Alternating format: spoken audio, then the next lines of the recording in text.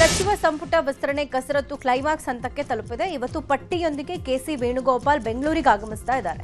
ನಾಳೆ 20 ಸಚಿವರು ಪ್ರಮಾಣ ಸ್ವೀಕಾರ ಮಾಡೋದು ಫಿಕ್ಸ್ ಆಗಿದೆ. ಈ ಬಾರಿ ಕ್ಯಾಬಿನೆಟ್ನಲ್ಲಿ ಹೊಸ ಮುಖಗಳಿಗೆ ಚಾನ್ಸ್ ಕೊಡಲಾಗಿದೆಯಂತೆ. 6 ರಿಂದ 12 ಹೊಸ ಮುಖಗಳಿಗೆ ಚಾನ್ಸ್ ಕೊಡೋಕೆ ಹೈಕಮಾಂಡ್ ಒಲವು ತೋರಿದೆ ಎನ್ನಲಾಗಿದೆ. 2028ರ ಚುನಾವಣೆಗೆ ದೃಷ್ಟಿಯಲ್ಲಿಟ್ಟುಕೊಂಡು ಕಾಂಗ್ರೆಸ್ ಹೈಕಮಾಂಡ್ ಈ ನಿರ್ಧಾರ ಮಾಡಿದೆ ಎನ್ನಲಾಗ್ತಾ ಇದೆ. ಇನ್ನು ಸಂಪುಟದಲ್ಲಿ ಸ್ಥಾನ ಪಡೆಯೋಕೆ ಸಚಿವಾಕಾಂಕ್ಷಿಗಳು ಲಾಬಿ ಮಾಡಿದ್ದಾರೆ. ಮಾಜಿ ಸಿಎಂ ಸಿದ್ದರಾಮಯ್ಯ ಅವರನ್ನ ಭೇಟಿಯಾಗಿ ಕೆಲ ಶಾಸಕರು ಚರ್ಚೆ ನಡೆಸಿದ್ದಾರೆ. ಈಗ ಹೈಕಮಾಂಡ್ ರವಾನಿಸೋ ಸಚಿವರ ಪಟ್ಟಿ ಮೇಲೆ ಎಲ್ಲರ ಚಿತ್ತ ಇದೆ. ಅಳೆದು ತೂಗಿ ಎಐಸಿಸಿ ನಾಯಕರು ಸಚಿವರ ಪಟ್ಟಿ ಸಿದ್ಧ ಮಾಡಿದ್ದಾರೆ. ಸಚಿವರ ಪಟ್ಟಿ ಪ್ರಕಟಣೆ ಜೊತೆಗೆ ಆಕಾಂಕ್ಷಿಗಳನ್ನ ಸಮಾಧಾನ ಪಡಿಸೋ ಸವಾಲು ಕೂಡ ಇದೆ. ಸಚಿವಾಕಾಂಕ್ಷಿಗಳ ಸಮಾಧಾನ ಪಡಿಸೋಕೆ ರಾಜ್ಯ ನಾಯಕರಿಗೆ ಜವಾಬ್ದಾರಿ ಕೊಟ್ಟಿದ್ದಾರೆ. ಕಾವೇರಿ ನೀರಿನ ವಿಚಾರಕ್ಕೆ ಸಂಬಂಧಪಟ್ಟಂತೆ ರಾಜ್ಯದಲ್ಲಿ ಪ್ರತಿಭಟನೆ ಜೋರಾಗ್ತಾ ಇದೆ. ಈ ಮಧ್ಯೆ ತಮಿಳುನಾಡಿಗೆ ನೀರು ಬಿಡಲ್ಲ ಅಂತ ಹೇಳಿರೋ ಸಿಎಂ ಇವತ್ತು ಸರ್ವಪಕ್ಷ ಸಭೆ ಕರೆದಿದ್ದಾರೆ. ಸರ್ವಪಕ್ಷ ಸಭೆಗೆ ಮಾಜಿ ಸಿಎಂಗಳು, ಕಾವೇರಿ ಜಲಾನಯನ ಪ್ರದೇಶದ ಸಂಸದರು ಹಾಗೂ ಶಾಸಕರಿಗೆ ಆಹ್ವಾನ ಕೊಡಲಾಗಿದೆ. ಕಾವೇರಿ ಜಲ ವಿವಾದ ಹಿನ್ನೆಲೆ ಸಿಎಂ ಸರ್ವಪಕ್ಷ ಸಭೆ ಕರೆದಿರುವುದು. ಇದಕ್ಕೂ ಮುನ್ನ ಬಿಜೆಪಿಯಿಂದ ಕೋರ್ ಕಮಿಟಿ ಸಭೆ ಇರುತ್ತೆ. ಇವತ್ತು ಬೆಳಗ್ಗೆ 9 ಗಂಟೆಗೆ ಬಿಜೆಪಿ ರಾಜ್ಯ ಕಚೇರಿಯಲ್ಲಿ ಬಿಜೆಪಿ ರಾಜ್ಯಾಧ್ಯಕ್ಷ ವಿಜೇಂದ್ರ ನೇತೃತ್ವದಲ್ಲಿ ಸಭೆ ನಡೆಯಲಿದೆ.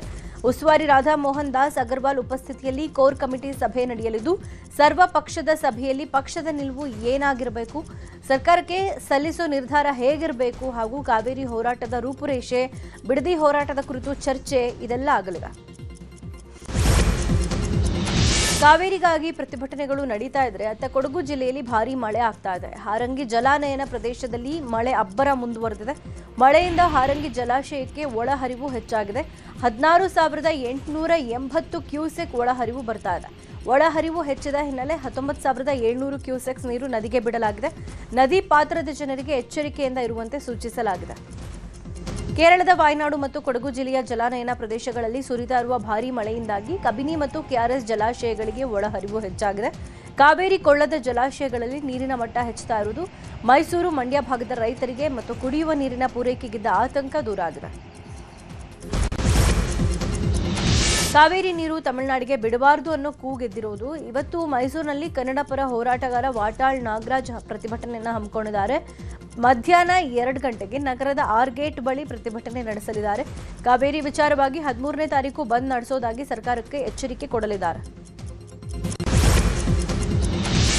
ತಮಿಳುನಾಡಿಗೆ ಕಾವೇರಿ ನೀರು ಹರಿಸೋ ವಿಚಾರವನ್ನ ಖಂಡಿಸಿ ಕರವೇ ಪ್ರವೀಣ್ ಶೆಟ್ಟಿ ಬಣ ಪ್ರತಿಭಟನೆ ನಡೆಸಿದೆ. ಬೆಂಗಳೂರಿನ ಕೆಆರ್ಪುರಂ ಸರ್ಕಲ್ನಲ್ಲಿ ಪಂಜಿನ ಮೆರವಣಿಗೆ ಮಾಡಿ ಆಕ್ರೋಶ ವ್ಯಕ್ತಪಡಿಸಿದ್ದಾರೆ. ಕಾವೇರಿ ನೀರು ನಿಯಂತ್ರಣ ಸಮಿತಿಯ ಅವೈಜ್ಞಾನಿಕ ಆದೇಶ ಹೊರಡಿಸಿದೆ. ಯಾವುದೇ ಕಾರಣಕ್ಕೂ ಕಾವೇರಿ ನೀರನ್ನ ಹರಿಸಬಾರದು ಅಂತ ಆಗ್ರಹಿಸಿದ್ದಾರೆ. ನಿರ್ಲಕ್ಷ್ಯ ಮಾಡಿದ್ರೆ ಕರ್ನಾಟಕವನ್ನೇ ಬಂದ್ ಮಾಡೋದಾಗಿ ಎಚ್ಚರಿಕೆ ಕೊಟ್ಟಿದ್ದಾರೆ.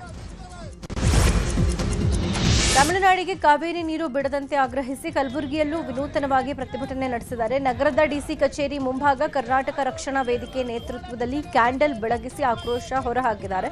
ಕಾವೇರಿ ನೀರು ತಮಿಳುನಾಡಿಗೆ ಹರಿಸೋಕೆ ಸೂಚನೆ ಕೊಡಲಾಗಿದೆ. ಒಂದ್ ವೇಳೆ ನೀರು ಹರಿಸಿದ್ರೆ ರಾಜ್ಯದ ಜನರಿಗೆ ಅನ್ಯಾಯ ಮಾಡ್ದಂಗೆ ಆಗುತ್ತೆ.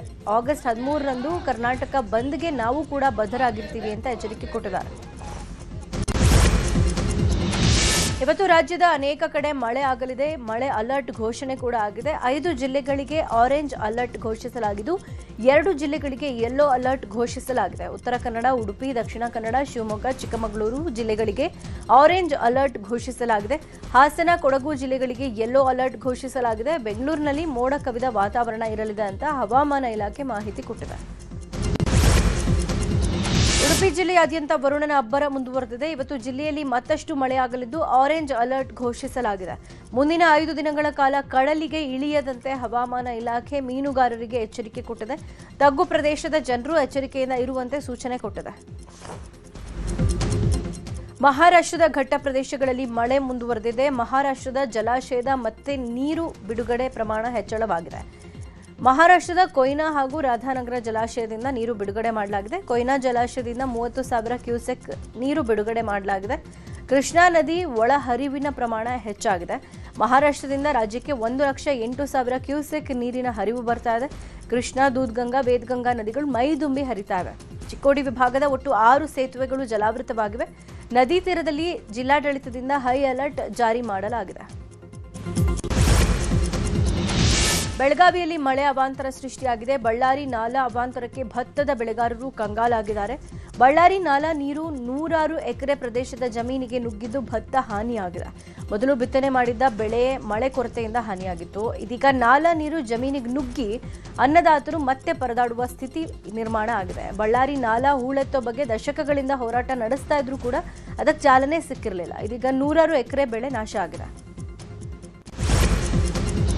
ಕರ್ನಾಟಕ ವಿಧಾನ ಪರಿಷತ್ ಉಪಸಭಾಪತಿ ಸ್ಥಾನಕ್ಕೆ ಎಂಕೆ ಪ್ರಾಣೇಶ್ ರಾಜೀನಾಮೆ ಕೊಟ್ಟಿದ್ದಾರೆ. ಕರ್ನಾಟಕ ವಿಧಾನ ಪರಿಷತ್ನ ಉಪಸಭಾಪತಿ ಹುದ್ದೆ ಮತ್ತು ಪರಿಷತ್ ಸದಸ್ಯ ಸ್ಥಾನಕ್ಕೆ ರಾಜೀನಾಮೆ ಸಲ್ಲಿಸಿದ್ದಾರೆ. ರಾಜೀನಾಮೆಯನ್ನ ಅಂಗೀಕರಿಸುವಂತೆ ಸಭಾಪತಿಯನ್ನ ಕೋರಿದ್ದಾರೆ. ಚಿಕ್ಕಮಗಳೂರು ಕ್ಷೇತ್ರದಿಂದ ವಿಧಾನ ಪರಿಷತ್ ಸದಸ್ಯ ಸ್ಥಾನಕ್ಕೆ 2021ರಲ್ಲಿ ನಡೆದ ಚುನಾವಣೆಯಲ್ಲಿನ ಬಿಜೆಪಿ ಅಭ್ಯರ್ಥಿ ಎಂಕೆ ಪ್ರಾಣೇಶ್ ಆಯ್ಕೆಯನ್ನ ಹೈಕೋರ್ಟ್ ಅಸಿಂಧುಗೊಳಿಸಿತ್ತು. ಈ ಹಿನ್ನೆಲೆಯಲ್ಲಿ ಪ್ರಾಣೇಶ್ ರಾಜೀನಾಮೆ ಕೊಟ್ಟಿದ್ದಾರೆ. ಕರ್ನಾಟಕ ಪರೀಕ್ಷಾ ಪ್ರಾಧಿಕಾರ ನಡೆಸೋ ಸಿವಿಲ್ ಪೊಲೀಸ್ ಕಾನ್ಸ್ಟೇಬಲ್ ನೇಮಕಾತಿ ಪರೀಕ್ಷೆ ಇವತ್ತು ನಡೀತಾ ಇದೆ. ರಾಜ್ಯದಲ್ಲಿ 884 ಕೇಂದ್ರಗಳಲ್ಲಿ 4,54,532 ಮಂದಿ ಪರೀಕ್ಷೆ ಬರೀತಾ ಇದ್ದಾರೆ. ಬೆಂಗಳೂರಲ್ಲಿ ವೆಬ್ ಕಾಸ್ಟಿಂಗ್ ಮೂಲಕ ನಿಗಾ ಇಡೋಕೆ ವ್ಯವಸ್ಥೆ ಮಾಡಲಾಗಿದೆ. ಹಾಗೆ ಕಲಬುರಗಿ, ಯಾದಗಿರಿ, ರಾಯಚೂರು, ಬೀದರ್, ಬಳ್ಳಾರಿ, ವಿಜಯನಗರ ಮತ್ತು ಕೊಪ್ಪಳ ಜಿಲ್ಲೆಗಳ ಪರೀಕ್ಷಾ ಕೇಂದ್ರಗಳ ಮೇಲೂ ಇಲ್ಲಿನ ಕಮಾಂಡ್ ಸೆಂಟರ್ ಮೂಲಕವೇ ನಿಗಾ ಇಡಲಾಗ್ತಾ ಇದೆ. ಬೆಂಗಳೂರಿನ ಕೆಇಎ ಕಚೇರಿಯಲ್ಲಿ ಕಮಾಂಡ್ ಸೆಂಟರ್ ಸ್ಥಾಪಿಸಲಾಗಿದೆ. ಪ್ರಧಾನಿ ನರೇಂದ್ರ ಮೋದಿ ನಶಾಮುಕ್ತ ಯುವ ಫಾರ್ ವಿಕಸಿತ್ ಭಾರತ್ ಸಂಕಲ್ಪ ಅಭಿಯಾನ ಕಾರ್ಯಕ್ರಮಕ್ಕೆ ಚಾಲನೆ ಕೊಡಲಿದ್ದಾರೆ. ದೇಶದ ಯುವ ಜನತೆಯನ್ನ ಮಾದಕ ವಸ್ತುಗಳ ವಿರುದ್ಧ ಜಾಗೃತಿಗೊಳಿಸುವ ನಿಟ್ಟಿನಲ್ಲಿ 10,000 ಸ್ಥಳಗಳಲ್ಲಿ ಕಾರ್ಯಕ್ರಮವನ್ನು ಹಮ್ಮಿಕೊಳ್ಳಲಾಗಿದೆ. ಪ್ರಧಾನಿ ನರೇಂದ್ರ ಮೋದಿ ವರ್ಚುವಲ್ ಆಗಿ ಕಾರ್ಯಕ್ರಮವನ್ನು ಉದ್ಘಾಟನೆ ಮಾಡುತ್ತಾರೆ. ಬೆಂಗಳೂರಿನ ಆರ್ಆರ್ ಮೆಡಿಕಲ್ ಕಾಲೇಜಿನಲ್ಲಿ ನಡೆಯುವಂತಹ ಕಾರ್ಯಕ್ರಮದಲ್ಲಿ ರಾಜ್ಯಪಾಲರಾದ ಥಾವರ್ಚಂದ್ ಗೆಹ್ಲೋಟ್ ಸೇರಿದಂತೆ ಅನೇಕ ಗಣ್ಯರು ಭಾಗಿಯಾಗಲಿದ್ದಾರೆ. ಮೈಸೂರಿನ ರಾಮಕೃಷ್ಣ ಆಶ್ರಮದ ವತಿಯಿಂದ ಆಯೋಜಿಸಲಾಗಿದ್ದ ಕಾರ್ಯಕ್ರಮದಲ್ಲಿ ಪ್ರಧಾನಿ ಮೋದಿ ನಿನ್ನೆ ಭಾಗಿಯಾಗಿದ್ದರು. ನಾರಾಯಣ ಶಾಸ್ತ್ರಿ ರಸ್ತೆಯಲ್ಲಿ ನೂತನವಾಗಿ ನಿರ್ಮಿಸಿರುವ ವಿವೇಕ ಸ್ಮಾರಕವನ್ನು ಪ್ರಧಾನಿ ಮೋದಿ ಉದ್ಘಾಟಿಸಿದರು. ಇನ್ನು ಪ್ರಧಾನಿ ನರೇಂದ್ರ ಮೋದಿ ಅವರಿಗೆ ಸ್ವಾಮಿ ವಿವೇಕಾನಂದರ ಮೂರ್ತಿಯನ್ನು ಕಾಣಿಕೆಯಾಗಿ ಕೊಡಲಾಯಿತು.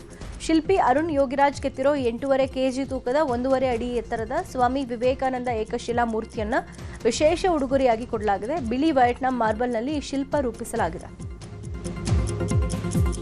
ಇನ್ನು ಕಾರ್ಯಕ್ರಮದಲ್ಲಿ ಪ್ರಧಾನಿ ನರೇಂದ್ರ ಮೋದಿ ಮಾತನಾಡಿ, ಯುವಜನತೆಯೇ ಭಾರತದ ಶಕ್ತಿ. ಇವತ್ತು ಭಾರತದ ಆರ್ಥಿಕತೆಯ ಬೆಳವಣಿಗೆಯಲ್ಲಿ ಯುವಕರ ಪಾತ್ರ ಬಹಳ ದೊಡ್ಡದಿದೆ. ಸ್ಟಾರ್ಟ್ಅಪ್ನಲ್ಲಿ ವಿಶ್ವದಲ್ಲಿ 3ನೇ ಸ್ಥಾನ ಪಡೆಯೋಕೆ ನಮ್ಮ ಯುವಕರೇ ಕಾರಣ ಅಂತ ಹೇಳಿದ್ದಾರೆ. ಸಿಎಂ ಡಿಕೆ ಶಿವಕುಮಾರ್ ಕೂಡ ಮಾತನಾಡಿ, ಕರ್ನಾಟಕದ ಅಭಿವೃದ್ಧಿಗೆ ನಾವು ಪಣ ತೊಟ್ಟಿದ್ದೀವಿ. ಯುವ ಸಂಘಟನೆ ಒಟ್ಟಾಗಬೇಕು. ಈ ನಿಟ್ಟಿನಲ್ಲಿ ಚಿಂತನೆ ನಡೆದಿದೆ ಅಂತ ಹೇಳಿದರು.